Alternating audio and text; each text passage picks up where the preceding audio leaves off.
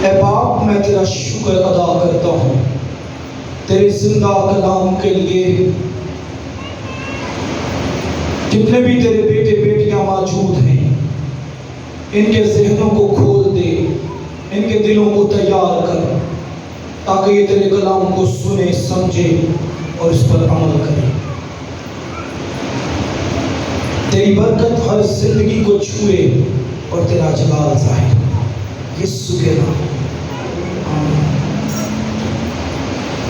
हर वो शख्स जो चर्च आता है, जो दुआ करता है, जो खुदावंद के साथ चलता है, बाइबल पढ़ता है, इब्लीस उसको खुदा से जुदा नहीं कर सकता। समझ लो बात? जो चर्च आता है, दुआ करता है, प्रस्तिश करता है, बाइबल मुकद्दस पढ़ता है, इब्लीस जो है उसको खुदा से जुदा नहीं कर सकता। वो खुदावंद की प्रस्तिश भी करेगा, हमद भी करेगा, स्ताइश भी करेगा। हाँ, लेकिन इब्लीस जिस काम को कर सकता है वो पता क्या है? वो हमारी दौड़ को स्लो कर देगा। हमारी दौड़ को क्या कर देगा? स्लो कर देगा। हमें लगेगा हम चर्च जाते हैं, हम दुआ करते हैं, प्रस्तिश करते हैं, हम गीत गाते हैं, लेकिन इब्लीस कभी भी हमें खुदा से अलग नहीं कर सकता, लेकिन वो हमारी दौड़ को स्लो कर देगा। हम खुदावंद के कामों को सुस्ती से करेंगे, काहली से करेंगे, आहिस्ता आहिस्ता करेंगे, कई बार सोचेंगे फिर करेंगे। मैं एक ऐसे शख्स को जानता हूं जो बहुत बड़ा बाइबल स्कॉलर गुजरा है। सैमुअल चैटवर्थ नाम है उसका। सैमुअल चैटवर्थ जो है, ये लिखते हैं कि सुस्त आदमी उस झाड़ी की मानिंद है जिसमें मसीह की आग बुझ चुकी है। सुस्त आदमी किसकी मानिंद है? यानी जिसकी स्पीड स्लो हो गई है, जो स्लो हो गया है, वो उस झाड़ी की मानिंद है जिसमें प्रभु की आग बुझ चुकी है। प्रभु की आग नहीं जल रही, वो उस झाड़ी की मानिंद। फिर से मैं आपको बताऊंगा कि इब्लीस कभी भी हमें खुदा से जुदा नहीं कर सकता। वो हमारी दौड़ को क्या कर देता है? स्लो कर देता है। मुख्तलिफ तरीकों से, मुख्तलिफ जावियों से, मुख्तलिफ मसरूफियात से हम अच्छे भले खुदा के साथ चल रहे होते हैं, और वो हमारी दौड़ को क्या कर देता है? स्लो कर देता है। और जब दौड़ते हुए बंदे की स्पीड हो जाए, यानी उसकी स्पीड स्लो हो जाए, तो क्या वो जीत जाएगा? नहीं जीतेगा। इब्लीस, मैंने पहले बताया, हमें खुदा से जुदा नहीं कर सकता, लेकिन वो हमारी दौड़ को स्लो कर देता है। क्यों करता है दौड़ को स्लो? ताकि हम इनाम ना जीत सके, हम इनाम को हासिल ना कर सके, हम उस दौड़ में कामयाब ना हो सके जिसमें दौड़ने के लिए खुदावंद ने हमें बुलाया। मैं कैसे मसीह के खादम को जानता हूं जिसका नाम जॉन वेस्ले है।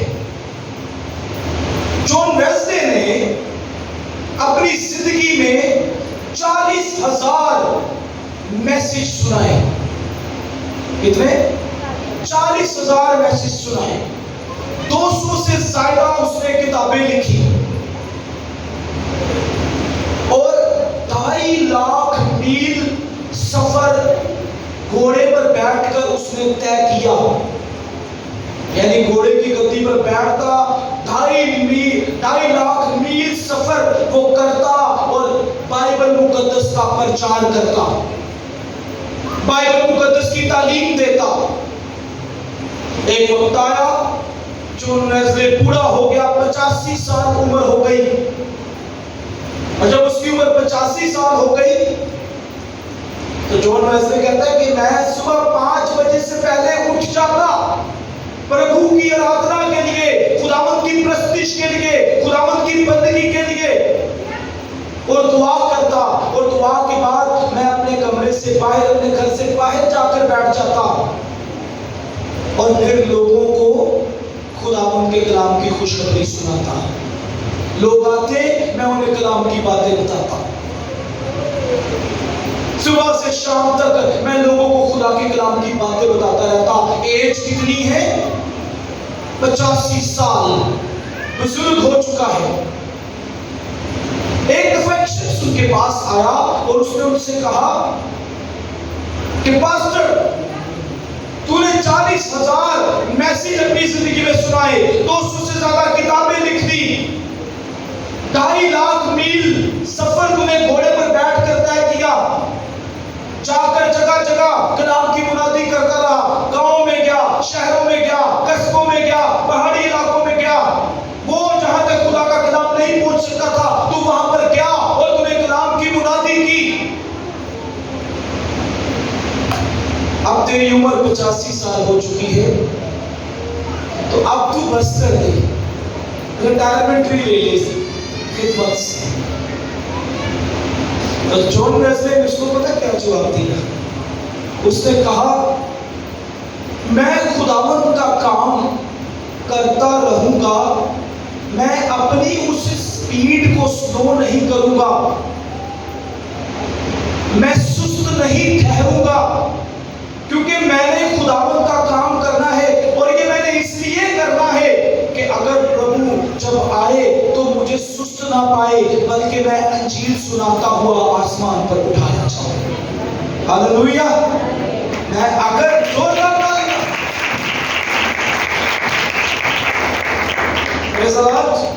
मैं अंजील सुनाता हुआ, मैं खिदमत करता हुआ, मैं कलाम का प्रचार करता हुआ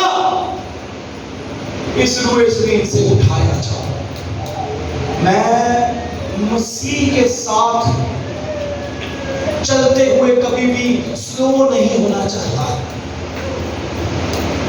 हम अपनी जिंदगियों में बड़ी जगहों पर स्लो हो जाते हैं।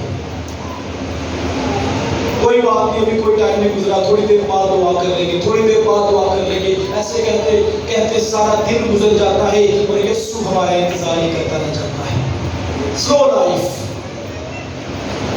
चर्च का टाइम 9 बजे का कोई पता नहीं, कोई बात नहीं, 9:30 चले जाएंगे, 10 बजे चले जाएंगे, 11 बजे चले जाएंगे। Slow life. अभी मैं आपको बताऊंगा जो सुस्त शख्स है, बाइबल मुकद्दस उसके बारे में क्या कहती है। देखिए कलाम खुदा में से इमसाल की किताब 19वां बाब 24वीं आयत।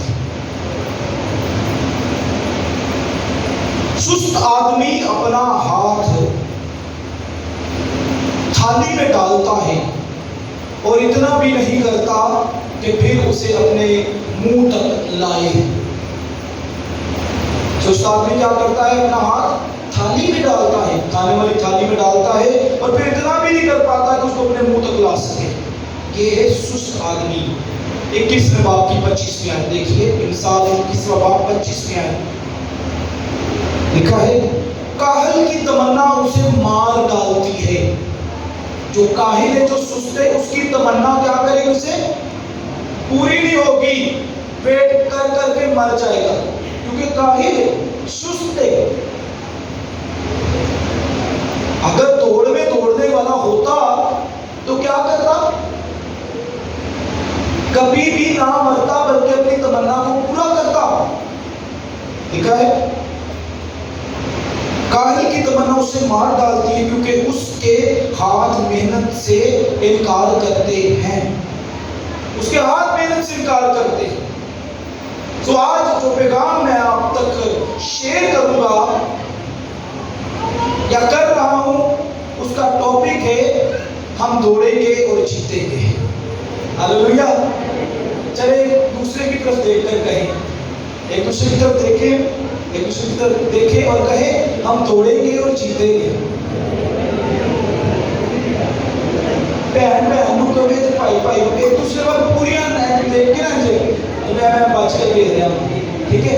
ऐसे देखकर कहे हम तोड़ेंगे और जीतेंगे, यकीन के साथ कहें। क्या एक दूसरे को यकीन ना कि हम तोड़ेंगे और तो जिसकी स्पीड स्लो हो गई वो पीछे रह जाएगा। हम दौड़ेंगे और जीतेंगे। अजीजों, मैं आपको बताना चाहता हूं कि सुस्ती एक खतरनाक गुनाह है। सुस्ती क्या है? खतरनाक गुनाह है। जो बहुत से खतरनाक गुनाह है ना, उनमें से एक गुनाह सुस्ती भी है। अब आगे समझ, सुस्ती क्या है? गुनाह। कोई कहे आमीन, आमीन कहे, सारों ने कहा, बुलंद आवाज में कहे आमीन। सुस्ती क्या है? गुनाह है। अगर हम सुस्त हैं तो फिर हम खतरनाक गुनाह कर रहे हैं। कैसा गुनाह कर रहे हैं? खतरनाक गुनाह। आए कलाम मुक़द्दस से देखे मत्ती की मार्फत की इंजील 25वां बाब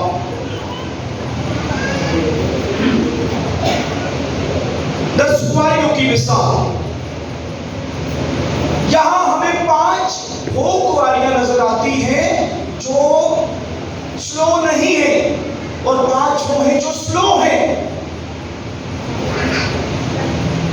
बाइबल मुक़द्दस में यहां पर जो सुस्त कुंवारियां हैं उनको मूर्ख कुंवारियां कहा गया है। ऐसी कुंवारियां जिनको अकल नहीं। मैंने पूरी बाइबल में पढ़ा इन 10 कुंवारियों के तल्लुक से, जो 5 अक्लमंद है और 5 बेवकूफ है।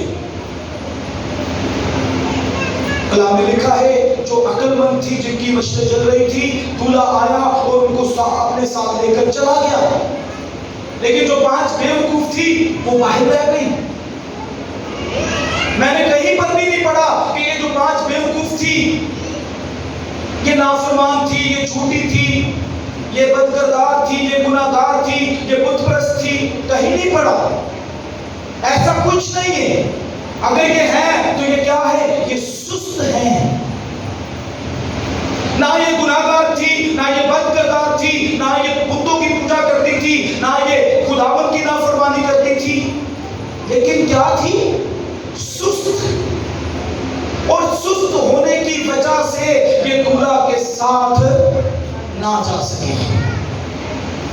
अगर हम सुस्त हैं तो हम दूल्हा के साथ जाएंगे? नहीं जा सकते। 5 जो अक्लमंद थी वो सुस्त नहीं थी, वो दूल्हा के साथ उसके इस्तकबाल को चली गई। लेकिन जो सुस्त थी वो दूल्हा के साथ ना जा सकी। इसका मतलब है कि जब यीशु आएगा तो खुदावंद यीशु मसीह जो अच्छी वफादार होगी और जिनकी खुदावंद में स्पीड ठीक होगी, खुदावंद उनको अपने साथ ले जाएगा। जो अक्लमंद होगी, लेकिन जो सुस्त होगी वो कहां रह जाएगी? वो आसमान की बादशाही में नहीं जा सकती। सुस्ती एक गुनाह है और सुस्त शख्स कभी भी आसमान की बादशाही में दाखिल नहीं हो सकता। आप में से कोई यहां पर सुस्त है जिनकी नींद नहीं पूरी होती? हाँ? जो खुदावंद के कामों में सुस्त है, जो खुदावंद की बंदगी में सुस्त है, जो खुदावंद की आराधना में सुस्त है, जो खुदावंद के हुक्मों को मानने में सुस्त है, जो खुदावंद के साथ चलने में सुस्त है। कोई बात नहीं, जब वक्त मिलेगा दुआ कर लेंगे, अगर नहीं वक्त है तो कोई बात नहीं, नो प्रॉब्लम। मैं मान रखता हूं कि आप जानते हैं कि सुस्ती एक गुनाह है और सुस्त शख्स स्वर्ग में नहीं जाएगा, आसमान की बादशाही में नहीं जाएगा। आज देखेंगे हम 25वें आयत बाब की 14वीं आयत को पढ़ेंगे। यहाँ पर हमें मिलता है तोड़ों की एक मिसाल मिलती है। कि किसी शख्स ने, आए बढ़ते हैं 14वीं आयत से, क्योंकि ये उस आदमी का सा हाल है जिसने परदेश जाते वक्त अपने घर के नौकरों को बुलाकर अपना माल उनके सुपुर्द किया, और एक को 5 तोड़े दिए, दूसरे को 2 और तीसरे को 1, यानी हर एक को उसकी लियाकत के मुताबिक दिया, और परदेश चला गया। जिसको 5 तोड़े मिले थे उसने फौरन जाकर उनसे लेन देन किया और 5 तोड़े और पैदा कर लिए। इसी तरह जिसे 2 मिले थे उसने भी 2 और कमाए, मगर जिसको 1 मिला था उसने जाकर जमीन खोदी और अपना माल और अपने मालिक का रुपया छुपा दिया। यहाँ पर हम देखते हैं 3 कैटेगरी के लोग हैं, एक जिसको 5 मिले, एक जिसको 2 मिले, एक जिसको 1 मिला।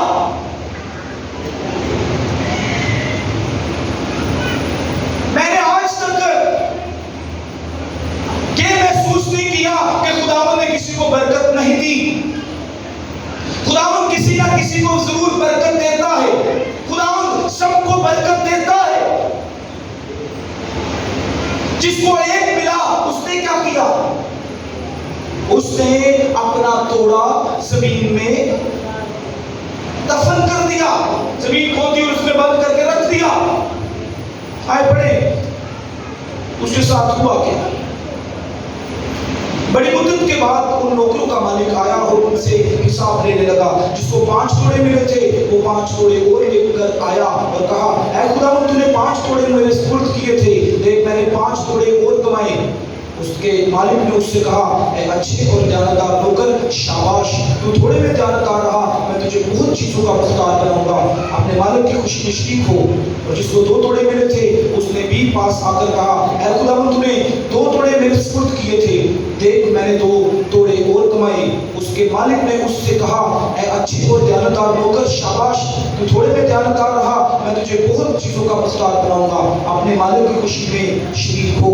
और जिसको 1 तोड़ा मिला था वो भी पास आकर कहने लगा, ऐ खुदावंद मैं तुझे जानता हूं कि तू सख्त आदमी है, और जहां नहीं बोया वहां से काटता है, और जहां नहीं बखेरा वहां से जमा करता है। बस मैं डरा और जाकर तेरा तोड़ा जमीन में छुपा दिया, देख मैं जो तेरा है वो मौजूद है। उसके मालिक ने जवाब में उससे कहा, ऐ शरीर और सुस्त नौकर, ये जिसने अपना 1 तोड़ा जमीन में दफन कर दिया और लाकर खुदावंद को दे रहा है। खुदावंद उसको ये क्या लफ्ज यूज कर रहा है? शरीर, शरारती शख्स, इब्लीस के पैरोकार, शरीर और सुस्त नौकर।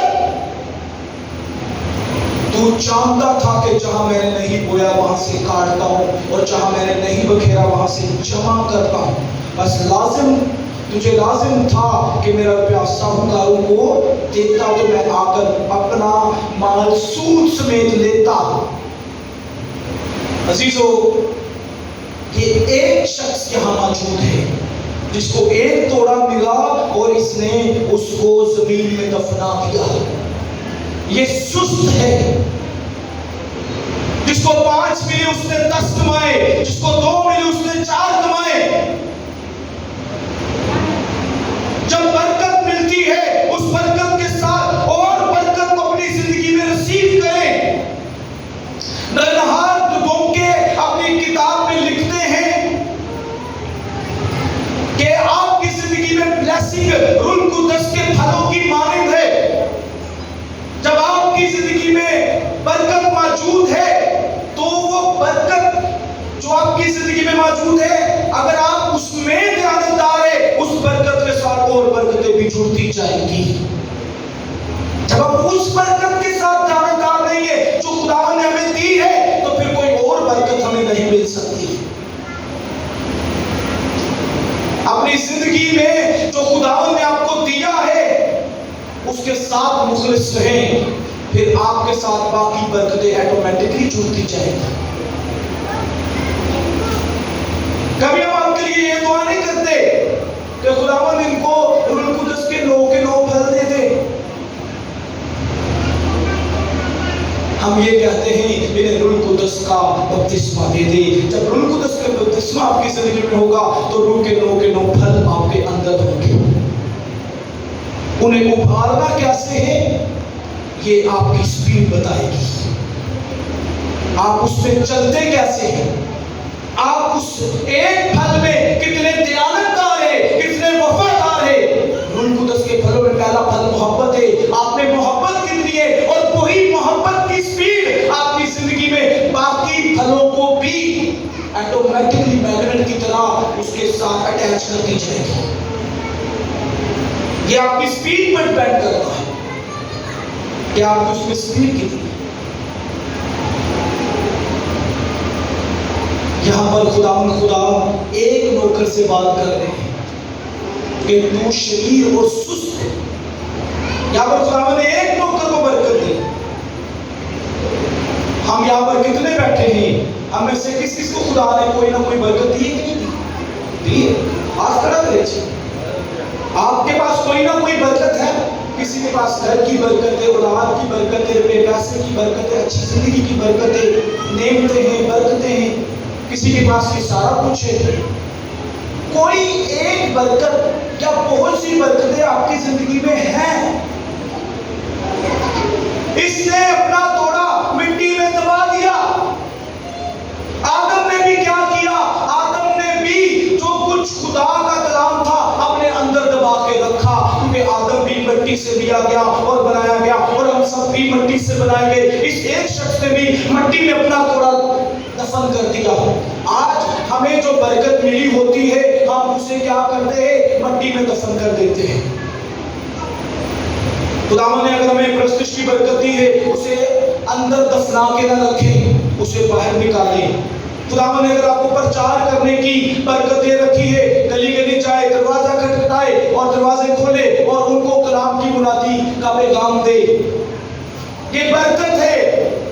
इसे दफन नहीं करना, अपने अंदर लेकर रख नहीं लेना कि एक तोड़ा मेरे पास है, मेरे पास तो कोई ज्यादा बरकत नहीं, इसे अंदर ही रख लेता। इस शख्स की तरह, शरीर और सुस्त शख्स की तरह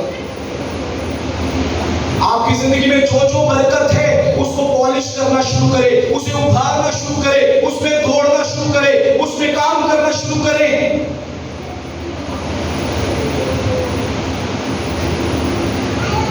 अजीजों, याद रखें, कई बार हम समझते हैं कि आज मुझे इस खिदमत के लिए इस्तेमाल नहीं किया जाएगा तो मैं थोड़ा लेट जाता हूं। आज तो मेरी मीटिंग लीड नहीं गई, मैं थोड़ा लेट जाता हूं। आज तो मैंने कलाम नहीं सुनाना, मैं थोड़ा लेट जाता हूं। आज वर्षी मैंने नहीं करनी, थोड़ा लेट भी चला जाऊंगा तो कोई बात नहीं। जो बरकत खुदावंद ने आपको दी है उसका इस्तेमाल दुरुस्त तरीके से कीजिए, उसमें काम करना शुरू कीजिए, ताकि खुदावंद आपको बरकत देना शुरू करे। आपकी उस एक बरकत से, अगर आप समझते हैं कि मेरे पास सिर्फ एक बरकत है, तो उस बरकत का इस्तेमाल करना शुरू करें। उसके साथ और बरकतें जुड़ती जाएंगी, अटैच होती जाएंगी।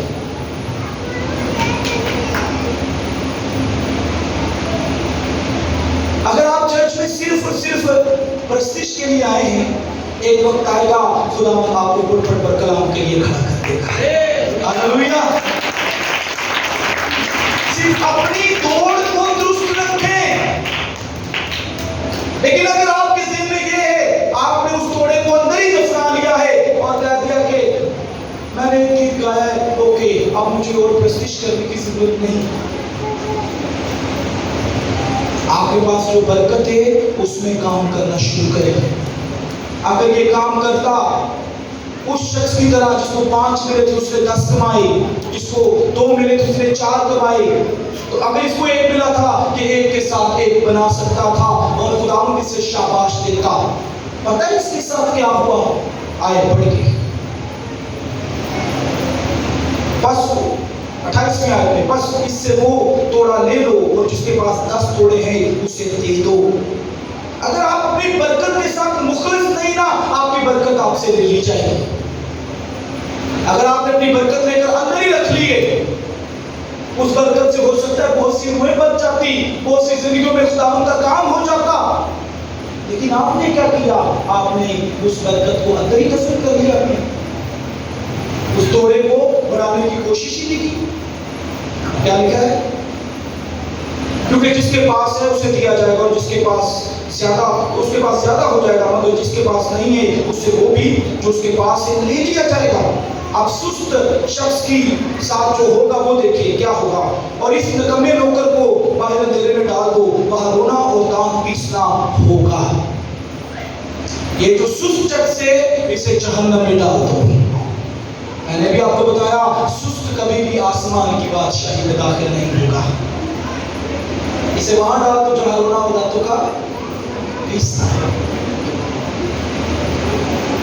मुझे एक वाक्या याद आ गया। शैतान लाखों बदरूहों को कमांड करता है और हर बदरूह का कोई ना कोई लीडिंग पर्सन है, ठीक है, लीडर है, हेड है। झूठ की बदरूहों का एक हेड है, नशे की बदरूहों का एक हेड है, बदकरदारी की बदरूहों का एक हेड है, नफरत की बदरूह का एक हेड है, चुगलबाज की बदरूह का एक हेड है, बीमारियों की बदरूह का एक हेड है। यानी सबके हेड है, ठीक है, सबको कोई ना कोई लीड कर रहा है। इफ्सियों 6 के मुताबिक इनका एक हेड क्वार्टर है, शरारती रूहानी फौजों को जो आसमानी मकामों में रहती है, ये इनका हेड क्वार्टर है। अब इसने सबको बुला लिया, आ जाओ भी सब आपसे बात करने के लिए। और इब्लीस ने उनसे क्या बात की? इब्लीस उन सभी हेड को कहता है, भाई मसीहियों को क्या हो गया है? मसीही तो चर्च जाना शुरू हो गए हैं, दुआ करना शुरू हो गए हैं, बाइबल पढ़ने लगे हैं, खुदावंद की इबादत करने लगे हैं, खुदावंद की प्रस्तुति करते हैं, घुटने टेक कर दुआ करने लगे हैं। क्या किया जाए? ये तो बड़ी क्रिटिकल बात हो गई है, ये तो बड़ी प्रॉब्लम हो गई है, अब करेंगे क्या? वो जो हेड इकट्ठे हुए थे ना लहदा बदरूहों के, एक आया और वो कहता है कि ऊपर भी और नीचे भी हम एक बात फैला देंगे। और क्या बात फैलाएंगे? उन्होंने कहा कि हम सबको बता देंगे कि यीशु मसीह कोई निजात देगा नहीं। शैतान ने उससे कहा चुप कर जा, हट जा साइड से, नीचे सबको पता है कि यीशु निकलने जाता देता है। तेरा प्लान फेल। फिर एक और हेड आया और उसने क्या कहा? हम ये कहेंगे कि यीशु मसीह जो है वो निजात याफ्ता भी है और वो मुर्दों को भी जिंदा करता है, लंगड़ों को भी चलाता है, कोड़ियों को भी पाक साफ करता है, लेकिन उसने सलीब पर जान नहीं दी। उसने सलीब पर जान नहीं दी। उसने कहा तू भी फेल है, पीछे हट जा। मसीहियों को नीचे सलीब नजर आती है, खाली सलीब नजर आती है और ये सलीब उनको पैगाम देती है कि यीशु मसीह सलीब पर जान दे चुका है। तो फेल। फिर एक और आया और उसने क्या कहा? उसने कहा कि ठीक है, मैं जो पैगाम देना चाहता हूं वो ये है, मैं उनको जाकर कहूंगा कि यीशु मसीह खुदा का बेटा भी है, वो मुर्दों को भी जिंदा करता है, लंगड़ों को भी चलाता है, पैरों के कान भी खोलता है और बदरूहों को भी निकालता है, सब कुछ करता है। उसने सलीब पर जान भी दी है, लेकिन वो मुर्दों में से नीचे उठा। इब्लीस ने, शैतान ने उससे कहा शायद तुझे नहीं पता, तू भी फेल है, यरूशलेम में आज भी मसीह की कब्र खाली है, तू भी फेल है, हट जा पीछे से। जोरदार ताली यीशु के लिए। एक और आया और उसने क्या कहा? उसने कहा कि मुझे भी मौका दिया जाए बोलने का। उसने कभी तू भी बोल ले, तू क्या प्लान लेकर आया है? इब्लीस की बदरूहों का हेड। उसने कहा मैं ये कहूंगा नीचे जाकर कि खुदावंद यीशु मसीह ने जाते हिंदा है, वो बदरूहों को निकालता है, मुर्दों को जिंदा करता है, कोड़ियों को पाक साफ करता है। उसने सलीब पर जान दी, तीसरे दिन मुर्दों में से जी उठा और अब वो कलीसिया को लेकर आने वाला है। इब्लीस कहता है तू चुप कर जा। उसने कहा नहीं पहले मेरी बात सुनो, तुमने मुझे पहले चुप करवा दिया है। उसने कहा कि मैं आपको जो बताना चाहता हूँ वो ये है कि वो सलीब पर उसने जान दी, तीसरे दिन मुर्दों में से जी उठा और वो अपने लोगों को लेने आ रहा है, लेकिन उसके आने में अभी देर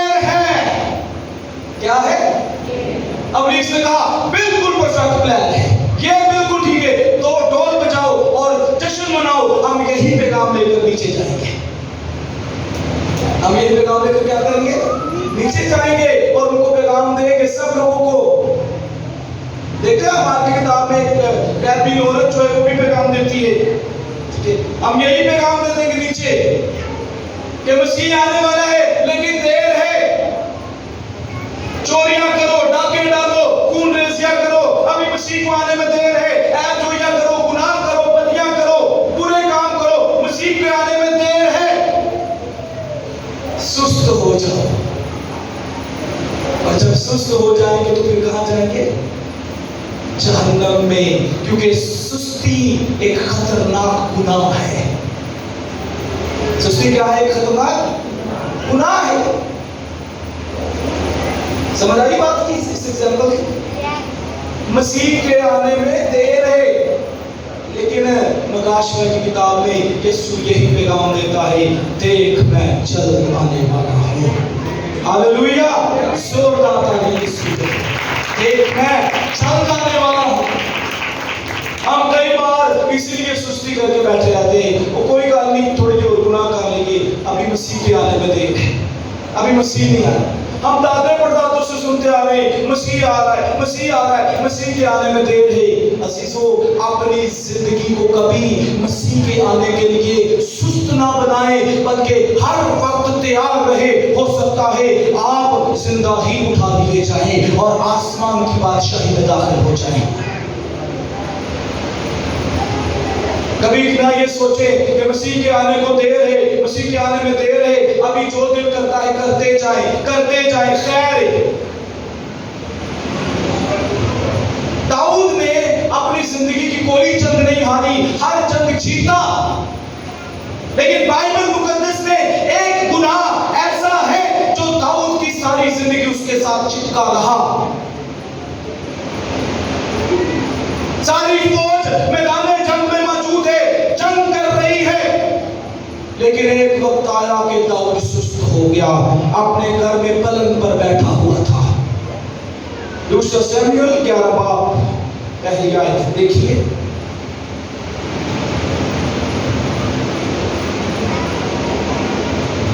और ऐसा हुआ कि दूसरे साल में, जिस वक्त बादशाह जंग के लिए निकलते हैं, किसके लिए निकलते हैं? बादशाह जंग के लिए। कौन निकलते हैं? बादशाह। दाऊद बादशाह था इस्राएल का, जंग के लिए निकलते हैं। दाऊद ने योआब और उसके साथ अपने खादम और सब इस्राएलियों को भेजा, और उन्होंने बनी अमून को कत्ल किया और रिबा को जा घेरा, पर दाऊद यरूशलेम ही में रहा। बादशाह को जंग में जाना चाहिए था, दाऊद यरूशलेम में रह गया।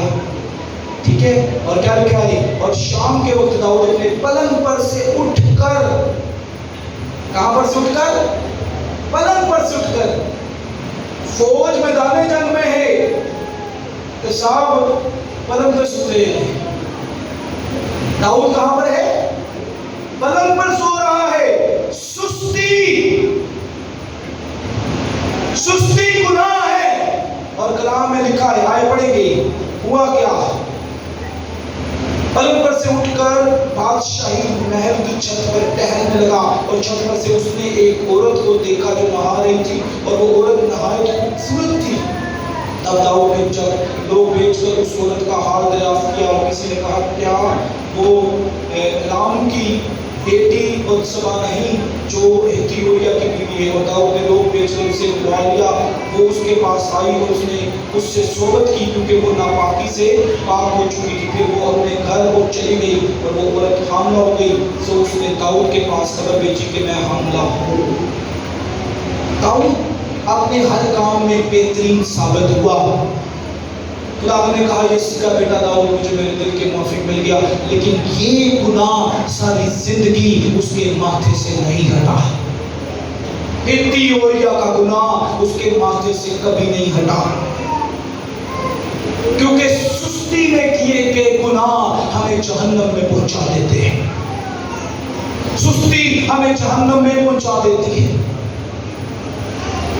चीजों याद रखे, अगर दाऊद उस दिन मैदान जंग में होता तो ये कलंक, ये काला टीका, ये इल्जाम, ये गुनाह, ये बदी कई बार हम सुस्ती में वो काम कर जाते हैं जो सारी जिंदगी हमारी जिंदगियों से नहीं दूर होते, और हम जहन्नम की आग का ईंधन बन जाते हैं। खुदावन के करीब आए, वो मेरा और आपका निजात दहिंदा है। सुस्ती को दूर कीजिए अपनी जिंदगी से। जब तक मसीह नहीं आ जाता, चर्च जाते रहे, बाइबल पढ़ते रहे, दुआ करते रहे, प्रस्तिश करते रहे, सबसे प्यार करते रहे, सबके साथ अच्छा सलूक करे, नफरत को खत्म करे, ऐबजोइयों को खत्म करे, खुदावन में कायम रहे, खुदावन के साथ व्यवस्थ रहे। जब तक मसीह नहीं आ जाता, जब तक ये सांसों की डोर टूट नहीं जाती, जब तक ये जिंदगी खत्म नहीं हो जाती, हम मसीह के सच्चे गवाह ठहरेंगे, हम मसीह की बुराई करेंगे, हम मसीह का प्रचार करेंगे, हम मसीह की गवाही देंगे। जो तोड़ा हमें मिला है, जो बरकत अब मिले हैं, हम उसको लेकर आगे बढ़ेंगे। हमारी मशलें चलती रहेगी, हमारी मशलों से कभी तेल खत्म नहीं होगा। हम हर जगह जाएंगे, जहां मसीह लेकर जाएंगे, बैठेंगे नहीं, सुस्त नहीं होंगे, सो नहीं जाएंगे। हम हमेशा जिंदा खुदावंद की प्रस्तिश और बंदगी और इबादत करते रहेंगे। हालेलुया। कोई बोले आमीन। Hallelujah, hallelujah, hallelujah. क्रिस्टियन जाग जाओ, सुस्ती को खत्म कर दो, क्योंकि मसीह आने वाला है अपनी दुल्हन को लेने के लिए। खुदा उनकी बंदगी कीजिए, सितारिश कीजिए, पढ़ाई कीजिए। सुबह सवेरे उठे, हाथों को उठाइए और शुक्रगुजारी कीजिए। आपका सारा दिन जो है वो खुदावन की पाक हजूरी में, उसकी इबादत में गुजरना चाहिए। जहां जहां आप जाते हैं, आपके लबों पर मसीह की प्रस्तिश हो, प्रशंसा हो, सितारिश हो, और फिर देखिए खुदावन आपको कैसे देता है। मैं कई दफा किसी को कहूँगा आप दुआ करेंगे, वो कहेगा जी मुझे ना मौका दे। कहीं किसी को कहूँगा मीटिंग करेंगे, आज मेरी तबीयत नहीं ठीक, आप मुझे ना दे मौका। आप फ्रेशिंग करेंगे, नहीं आज नहीं मैं करना चाहता, मेरा गला खराब है। अपनी जिंदगी से उस सुस्ती को दूर करें। घरों में विजिट करेंगे, आज आप चर्च नहीं, सोनी जी आज नहीं आ सकते, आज मेहमान आ रहे हैं। आप चर्च जाएंगे, नहीं हम बीमार हैं, आज नहीं आ सकते। ये वो सारे प्लान हैं जो इब्लीस हमें देता है, और वो क्यों देता है? वो कहता है भाई कर ले, कोई बात नहीं, अभी मसीह के आने में देर है। लेकिन कलाम कहता है मसीह कब आ जाएगा किसी को नहीं पता। किसी को पता है? पतरस के खत में लिखा है उसका दिन चोर के दिन की मांग है। कब आ जाएगा? हो सकता है अभी मसीह आ जाए, और जो सुस्त होंगे वो उन 5 बेवकूफ कुआरियों की तरह पीछे छोड़ दिए जाएंगे, और जो मसीह में दौड़ते होंगे वो क्या करेंगे? वो आसमान पर उठाए जाएंगे। हम दौड़ेंगे और जीतेंगे। बोलेंगे हम दौड़ेंगे और फिर एक दफा दूसरे को बोले हालेलुया। आपकी आवाज एक शोर की मानी मुझे फील हो, जैसे आप मैदान जंग में उतर गए हैं और आप इतने जोश के साथ बोल रहे हैं कि आपके सामने दुश्मन ने हथियार फेंक दिए हैं। जी 1 2 3 हम दौड़ेंगे और जीतेंगे।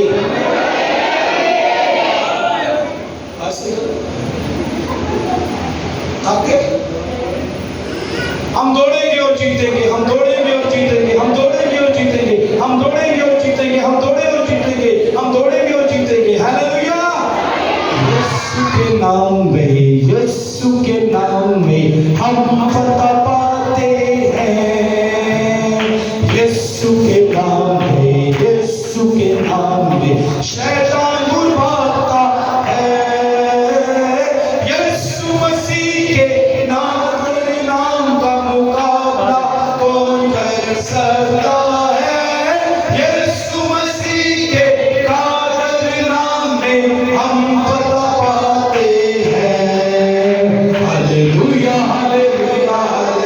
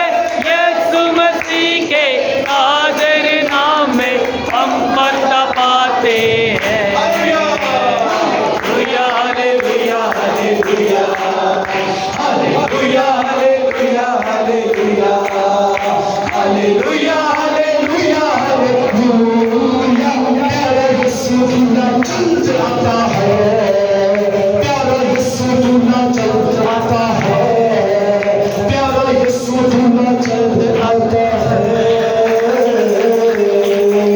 सुनता है उसकी शान के लिए खुदा आज के कलाम के वसीला से हम सबको बरकत दे। Thank you, God bless you.